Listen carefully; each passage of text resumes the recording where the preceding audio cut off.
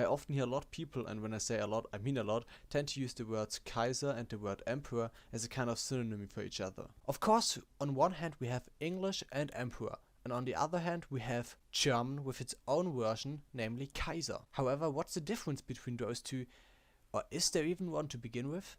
But before I start, I want to recommend a video made by Xitnav.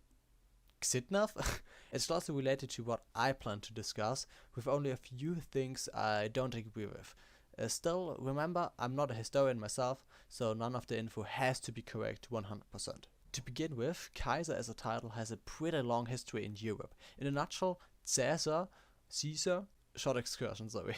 The right pronunciation would actually be Kaiser, so pretty similar to the German title Kaiser. That's because in Latin we give the letter C a K sound, A and E in combination sound like I, and the letters S, A and R we pronounce as Sar.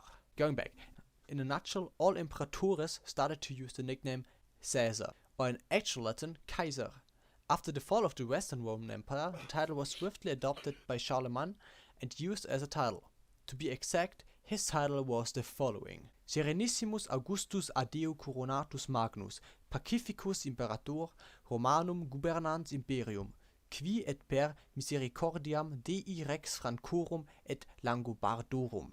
Oh god damn it, I needed so long to pronounce that sentence. Or in short, gracious leader of the Franks and Lombards.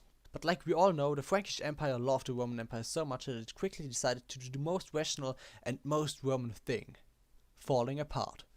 And the king of one of those successor states, the Eastern Frankish Empire, later also known as the Holy Roman Empire, just went on a little trip to northern Italy. In other words, he conquered it, and asked the Pope kindly to crown him as Kaiser.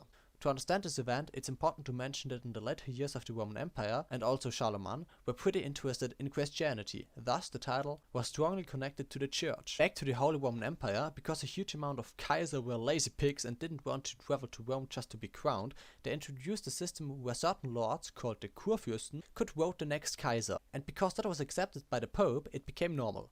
However, a special croissant decided to make a huge mess out of Europe, destroyed the Holy Roman Empire, and crowned himself as Empereur des Français. And now the real debate begins. The Habsburgs, the family that was in control of the Holy Roman Empire, were only able to stay in power in Austria, so they called themselves Kaiser von Österreich. And after a short period of time, nearly everyone in Europe started to call themselves with this title. Around this time, people generally began calling kings who possessed a huge chunk of land emperors, or in German, Kaiser. The most interesting part of this, at least in my opinion, is that we even began to call Chinese or Japanese kings Kaisers.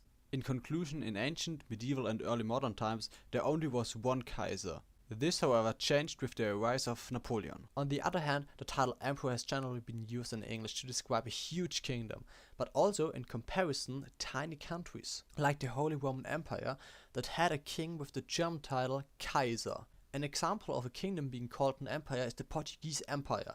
In German we don't call it the Portuguese Kaiserreich, it's just being called the Portuguese Reich.